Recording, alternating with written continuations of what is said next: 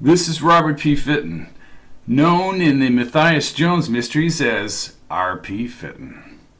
This is not a time travel book. This is a different type of mystery series about murder, except it has some levity in it. Now, how can you have humor and levity in murder? Well, the main concentration of the plot is, of course, unraveling the murder. But then you have wacky characters in the town of Hamilton, New Hampshire, who are all trying to contribute their own version of what their theory of the murder is. Sometimes they're right on target. Sometimes they're way off base. But they all center around a certain character. This is the son of an Indiana detective who was murdered in the line of duty, and his murder uncovered by his son, Matthias Jones. Now, Matthias Jones is not a cop, he's not an investigator, but he does possess many of the basic instincts of his late father in investigating murders, and learned a lot from his father with these instincts. Jones was a superb athlete who went on to become a coach and ended up in Hamilton, New Hampshire, coaching and being an athletic director of a small college in Hamilton, New Hampshire, the fictitious town along the coast of New Hampshire. Now, what is some of the background of this? If we look at some of the 1960s TV series, some of them are really wacky. I go back to the series that was on and way out. They have from 1965 to 71. Hogan's Heroes was despised by many as trying to gather humor out of a POW camp in Germany. Well, the thing is that the POWs always outsmarted their captors, and long cavalcade of characters that added levity to the show was what made it work. I understand the Underground will release Colonel Klink if the Gestapo frees Hans Wagner. Isn't that what they're demanding? Yeah, that's what they're demanding. Klink goes free if Wagner goes free. I certainly call that a fair deal. Yeah, so would I, if I were on the other side. Hans Wagner is the brains of the entire underground operation. He is highly intelligent, courageous, and a leader. What about Colonel Klink? What about him? Well, he's also a man of outstanding qualities, right, Schultz? Absolutely. Such as? Oh, there's so many. Name one. Well, they're not that.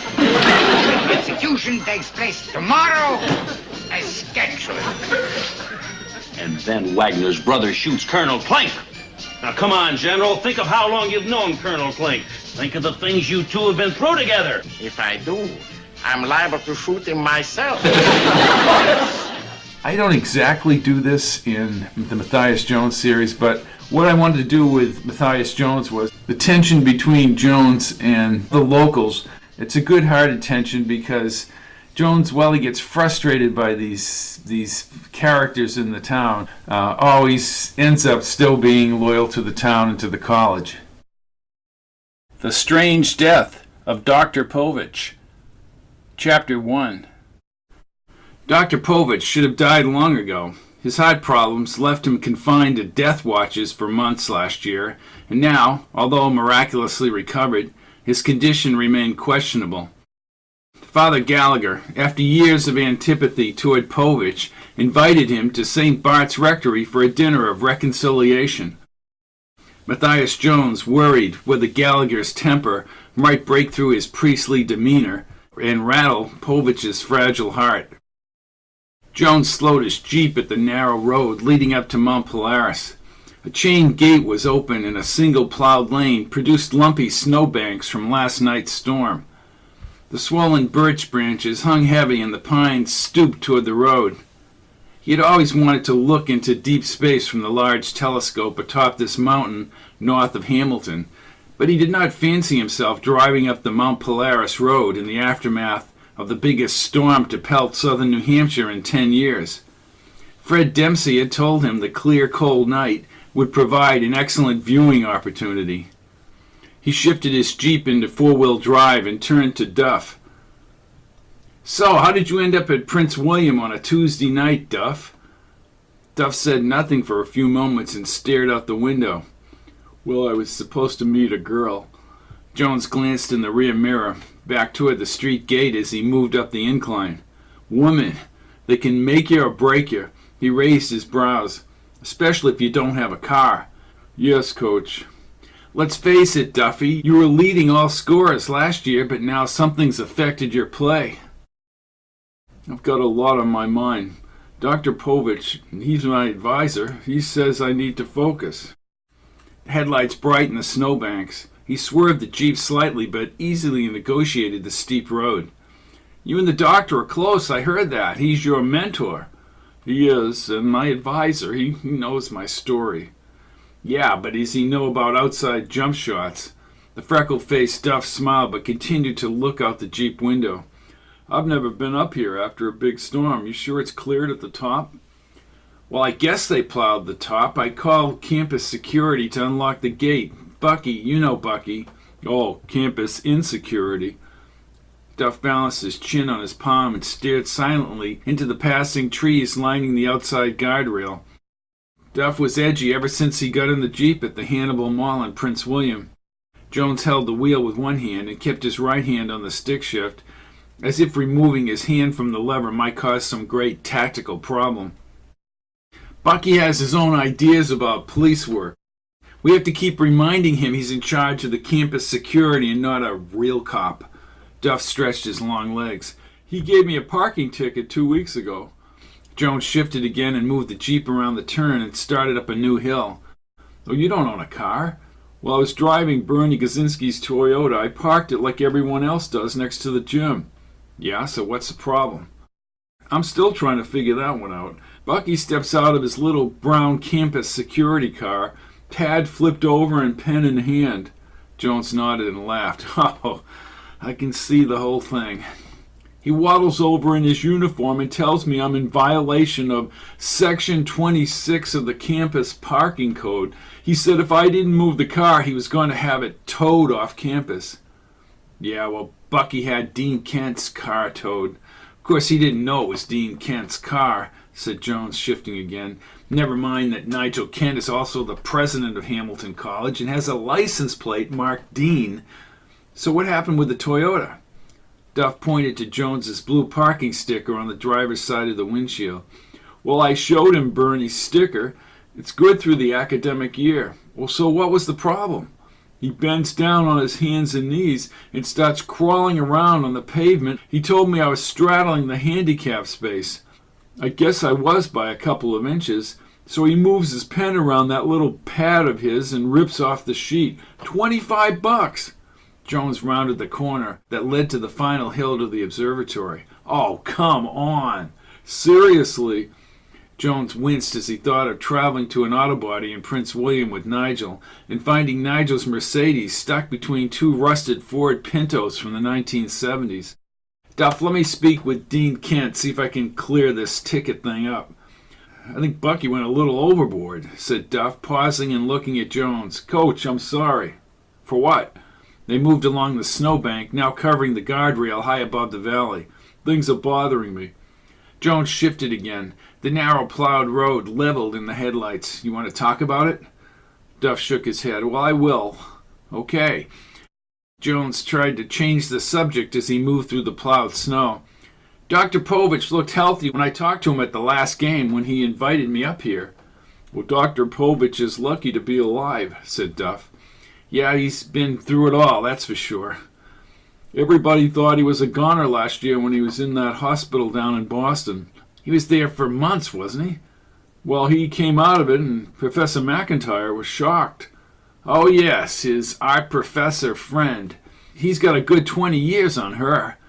Jones flicked the high beams as the road darkened through a birch thicket ahead, and the Jeep's large tires crunched the snow tracks. 34 years old, and I guess he's 62. I heard she likes to spend his money, said Duff. I guess Dr. Povich's wife had some bucks, and his college texts are popular. Jones laughed and zipped through the woods. You know all the dirt on campus, Duff. You ought to start a gossip column for the school paper. Maybe start with the way this telescope was refurbished. But I guess that feud was smoothed over tonight. I'm very surprised that Father Gallagher asked Povich over to the rectory. They hate each other, said Duff. The money from the Elton Foundation was set to refurbish St. Bart's. Tawny Fox turned in the road ahead and his eyes glowed in the headlight's glare. He scurried into the darkness. I can't believe Povich took on Gallagher like he did. Every cent went into this telescope. Alton's governing board leans toward churches and non-profit endeavors. Povich convinced them of the observatory's merit in getting the money. Well, it may be a little bit more complicated than that. What did Father Gallagher say to him? Oh, you don't want to know exactly what Gallagher said to him. I thought he was a priest. Well, he is, but don't ever back him into a corner. He used to box and was a football player at Notre Dame. Without the Alton money, he was left to raise the $600,000 for the church renovation himself. Jones gazed at the Hamilton lights twinkling across the valley. The brighter Prince William City glare unfolded beyond the Devonshire hills to the west. I would have liked to have been a fly on the wall at that rectory tonight. Duff tapped his fingers on his thigh and looked out the side window. Jones shifted along a cable fence, supported by cement posts, half buried in the snow near the cliffs. He turned onto a long, straight wooded stretch. In the field beyond, 2 cars spewed smoky exhaust into the cold night air and cast their headlights across a chain gate. Oh, no, said Jones. What? Duff turned. Bucky Driscoll, why is he still up here? Fred Dempsey's maroon minivan was to the left, and parked diagonally across the mountain road was a dark brown Ford Focus. The door was marked in bold green letters, Campus Security. Oh, he's probably supposed to unlock the gate for us. Jones pulled alongside the minivan and rolled down his window. He was about to lean over to talk to Fred when the rotund Bucky, in his blue and gold security uniform, swung a huge sledgehammer through the air. What the hell is he doing? They don't call him Campus Insecurity for nothing, said Duff. Bucky's glasses slipped down his humongous nose and his foggy breath billowed into the night. He grunted as he bashed the gate lock. His heavy winter coat was draped over the hood of the van.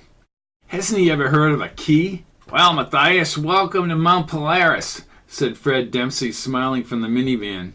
Jones stared at Bucky, and then he turned to the dark-haired Dempsey. The Fletchers want Campus Security to have all the keys. A sudden crunch and the sound of glass breaking sent Jones from the Jeep. Duff followed him around the minivan. Fred Dempsey looked on in astonishment as Bucky pulled a sledgehammer out of the van's smashed headlight. Bucky, you just hit my headlight. Hey, I ain't one to give up. I'm just glad to be alive to live another day. Bucky lifted the hammer into the air again, and everyone moved back. He growled like a distraught bear, swung again, but missed the lock and fell backward into the snow. Sitting on the icy road, he pointed at the lock. You stupid lock! Jones rushed forward and rubbed his hands in the cold. Bucky, where's your key? Still sitting in the snow, Bucky shook his head and pulled a cluster of keys from his coat pocket. He pushed his wire-rimmed glasses back up his nose, and with his mouth hanging open, he focused on the keys.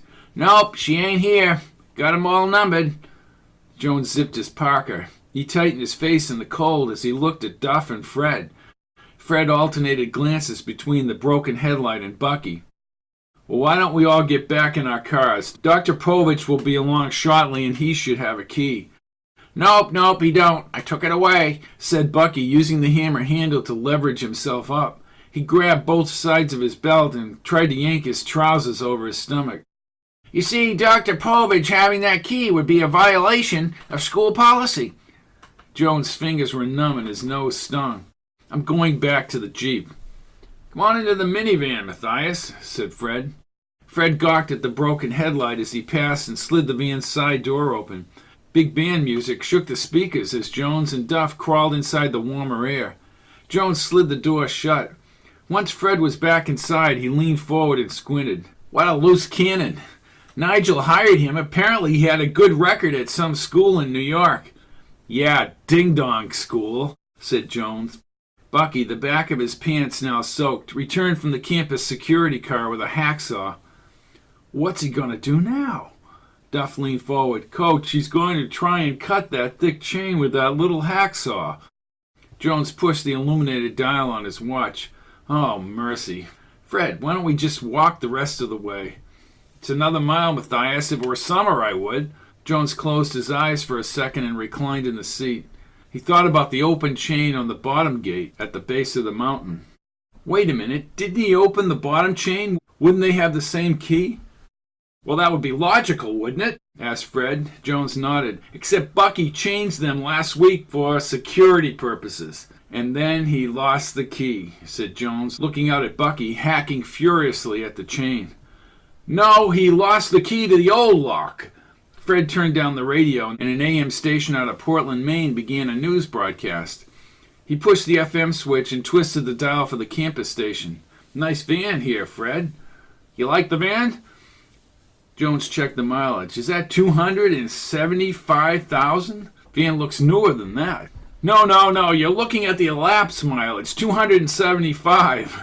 I always push it to 0 when I fill up on gas, so if something goes wrong with the gauge, as it has on occasion, I know how many miles I have left before I'm running on fumes. But I did cross the 140,000 mark. This van owes me nothing. I change the oil frequently. Well, that's the ticket, said Jones, peering out the side mirror. Headlights shined down the cleared snow road. Jones checked his watch. It was 7:32. Oh, good. Maybe this is Dr. Povich. The car switched to low beams. Duff turned quickly. It's Sergey's BMW. Sergey, said Jones, smiling briefly at Bucky, still hacking the thick chain out front. Unless the doctor has a key, I don't know why we're all so enthusiastic. Bucky is still sawing out there. We could be here all night. The gray BMW slowed and stopped behind Jones's Jeep. Jones slid open the van door and hopped into the frigid air. The BMW's driver's window electronically moved downward, and the bearded Povich, bushy brows blending into his fur-lined hat, peered up at Jones. Problem, Matthias? He asked tersely. Jones moved closer to his puffy brown eyes. Povich was usually a congenial man with a good sense of humor, but he did not seem happy right now. Bucky, he lost the key to the gate. Povich rolled his eyes, adjusted his cashmere scarf, and put on his brown leather gloves. Then he opened the door, slowly swung his body around, and stuck his feet into the snow. He grabbed the edges of the door and lifted himself up. Jones was not sure whether he would insult Povich by taking his arm, but readied himself in case the doctor fell. Povich shuffled in slow motion across the snow to the front gate, where Bucky was still sawing wildly and swearing openly. Jones could see no progress as he cut the cold metal. Excuse me, Mr. Driscoll, said Povich. Steam moved upward from the elongated, sweaty stretch along Bucky's back. In the cold air, he curled his lip upward and breathed heavily. Huh? I believe you misplaced the key. Ah, don't you worry, Dr. Povich. I've had years of experience in security. Jones rolled his eyes and jumped up and down to negate the effects of the cold. He had coached football games in colder weather than this, but at least he could run up and down the sidelines. Your hat, said Povich. Oh, I don't need no hat. The cold and me. Hey, we're good buddies, said Bucky, and with saw in hand, he faced the chain again. No, the other day in my office you taped the key to the visor of your hat. Jones looked to his right and retrieved Bucky's hat from the car hood. Under the visor was a long piece of masking tape. The key was stuck to the adhesive when he peeled it back. Bucky, still looking confused, held the hacksaw in his hand. Jones pulled the key from the tape and handed it to him as Povich slowly returned to his car. Ha! No wonder I couldn't find it. Jones pinched the bridge of his nose. Bucky walked back to the chain and was about to place the key in the lock, but he dropped it in the snow. He bent over and scoured the ground. Jones threw up his hands and then stomped across the snow, almost slipping. He spotted the key near the gatepost, bent down and pinched it between his fingers. Ha! You got an eagle eye there, Coach, an eagle eye. Jones thrust the key into the lock and popped it. He and Duff dragged the chain back across the road, but Bucky gripped the links and ran through the snow. Jones fought to maintain his balance. With the gate now open, he moved precariously to Povich's car, and the electric window came down again. He handed the key to the doctor. Here, I think you better hold on to this, Doctor. Hold it! Hold it! Called Bucky as he ran from the gate. Let's not violate school policy. I need that key. I don't want to have to file a negative report. Bucky, how about we just let the doctor keep the key?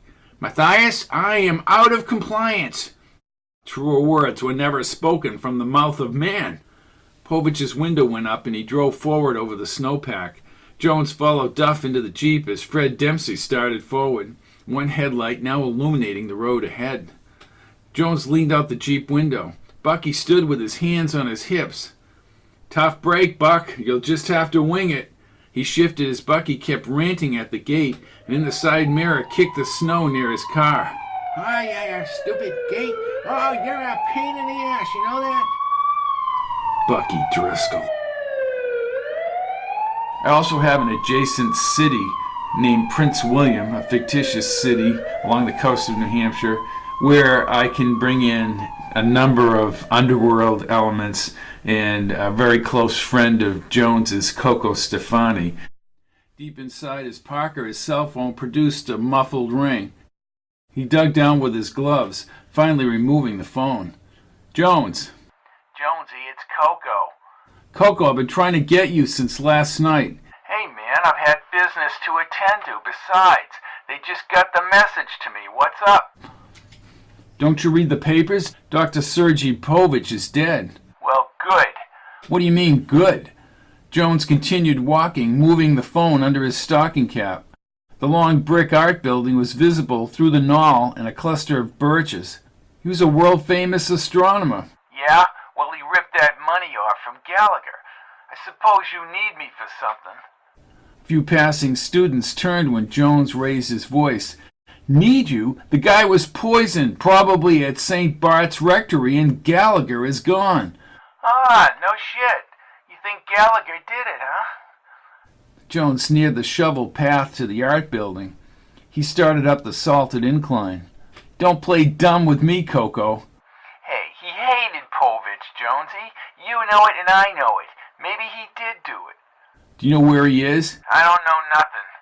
"I need to find him, Coco, before he goes off the deep end. More than that, he may have other information." "Okay, I'll see what I can do. I'll call you." "Thanks."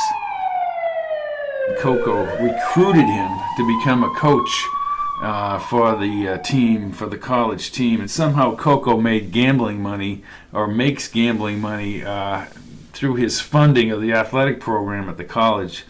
And the pompous Fletchers run the college and the town and own a paint factory in Prince William, New Hampshire, and the Fletchers are the ones in charge, but they always seem to be aloof and always fearful of the college's reputation being harmed. Jones has an ally in town, the local police chief, George Strickland. Strickland is, like Jones, one of the few sane people in the town. Matthias Jones. "It's George. I tried your cell phone." "The battery's gone. It's a long story, George. I'm off the air until I get back to Hamilton." "We've uncovered something significant in the Povich case." He looked at Coco and then at Gallagher. "What did you find out?" "One of Phillips's men located a witness 4 blocks from the rectory." "Witness to what?" "Well, this woman saw a blue Mercedes drop Duff Davis off at Lowry's drugstore on Davenport and 16th mid-afternoon." "You're kidding.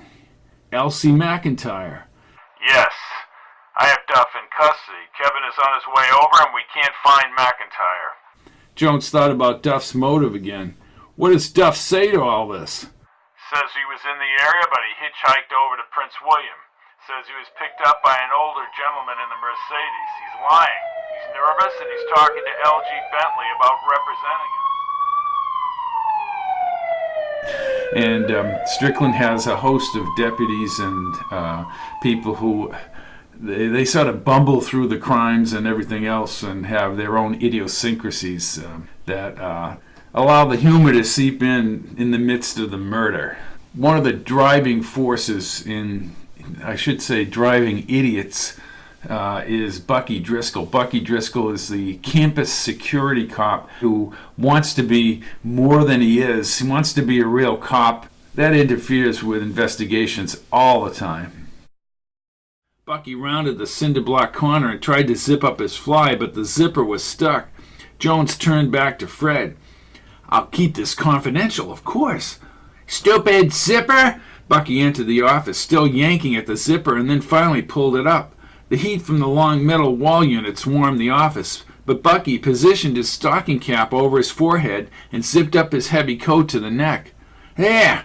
You know, Matthias, my sister wants to go out with you." Jones stared at Bucky's large nose and protruding teeth and wondered what the sister would look like. Great. Then the campus security man maneuvered himself between Jones and Fred. "So, Dr. Dempsey, I want you to know that I've been doing some observing in my backyard telescope." "Oh?" asked Fred, smiling at Jones. "Yeah, I've been studying Tranquility Base. You know, Tranquility Base, where Buzz Armstrong landed on the moon in '69. "That's Neil Armstrong, Bucky," said Jones. "Flag is still flapping up there." Fred edged Jones toward the door. "Well, that's quite impossible, Bucky. The moon has no air." "Ah, well, there's a lot of hot air down here, though," said Jones as they passed the befuddled Bucky and headed back to the main observatory. And again, back in Prince William, you have the district attorney, the pompous Herbert Lane, who, when he gets on camera, tries to get his toupee in place. And Lane is on the borderline sleazy, connected with Mayor Pacata, who is definitely sleazy. And then you have another ally of Jones, Kevin Phillips, on the police department in Prince William, as well as the police chief, Don Pacheco. But Phillips and Jones are more of the same age and are connected a lot better. Jones also is connected with Father Gallagher, who is a local priest in a parish in Prince William, which brings in a whole assortment of other characters and circumstances into the novel. The first audio book that I put up of the Jones series is The Strange Death of Dr. Povich, which begins at the observatory up in Mount Polaris, overlooking Hamilton at the college's observatory. And that's about all I'll say about it, other than the fact the guy collapses and dies inside the telescope area. A whole host of suspects immediately bubble up for Jones as he gets involved, because he was right there when Povich bit the dust. And then the second one that's probably going to be out in May of 2016 is called Funeral March for the Maestro. We have the conductor of the Prince William Philharmonic Orchestra, who is shot dead in the conservatory at Hamilton College as he's playing his cello, as he does every morning at 9 a.m. Poor old Lark Larson, the former bumbling coach whom Jones replaced, is seen fleeing from the conservatory by Jones as he's running his baseball camp during the summer. There was a shot fired as Lark was inside, a second shot, which is the key to the story. So this is a whole different series, and it's something that has some humor in it and is enjoyable to listen to, as well as trying to solve the crime and see who done it.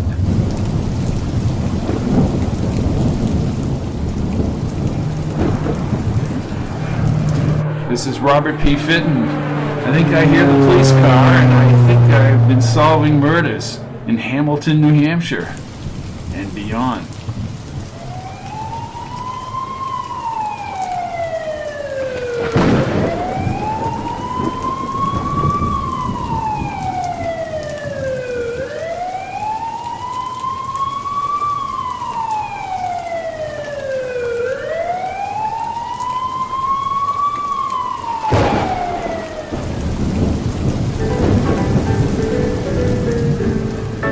Check out Fitton's Time Travel and all Fitton books at audible.com.